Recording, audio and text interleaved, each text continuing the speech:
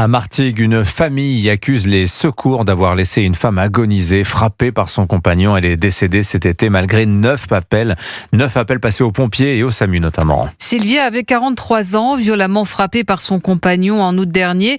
Celui-ci l'abandonne, grièvement blessée. Sylvia appelle alors les secours. À leur arrivée, la victime refuse de partir à l'hôpital, préférant d'abord porter plainte. Mais l'état de santé de Sylvia s'est brutalement dégradé. Elle a rappelé les secours qui refuse alors de revenir.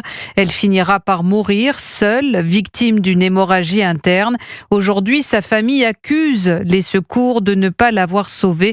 Reportage Europe 1 d'Éléonore Richard. Assis sur le canapé de son salon, Pierre Iannello, père de la victime, est partagé entre sentiments de colère et de vide. Son soi-disant copain, dès que je l'ai connu, je lui ai dit quitte-le parce que c'est quelqu'un qui va te faire du mal. Il a pris la vie de ma fille. Derrière, en plus, les pompiers et le SAMU, ils ont pas bougé. Pour moi, ils l'ont tué 3 fois. Les pompiers et la police viennent en fait une fois vers 3h30 du matin. Sylvia se sent mieux, indique qu'elle préfère porter plainte le lendemain et refuse d'aller à l'hôpital. Vers 5h, son état se dégrade. Elle rappelle les secours plusieurs fois. Les pompiers lui répondent notamment Elle avait qu'à se débrouiller, qu'on n'ait pas des taxis. Brenda, fille de la victime, est abasourdie par une réponse d'un régulateur du SAMU à sa mère. Elle lui dit qu'elle est en train de mourir et qu'elle est en train de se faire dessus. Il lui rigole au nez en lui disant mais madame, c'est parce que vous faites dessus que vous êtes en train de mourir. Allez voir un psychiatre. Franchement, c'est dégueulasse. Les secours ne viendront pas. Sylvia succombe chez elle à un éclatement de la rate et à une hémorragie interne. Maître Julien Plouton est l'avocat de la famille. On a des affaires qui se suivent et où on constate des défaillances, surtout dans le traitement de la parole de ces femmes qui viennent dénoncer les violences dont elles ont été victimes. L'assistance publique Hôpitaux de Marseille évoque de potentielles défaillances dans un communiqué.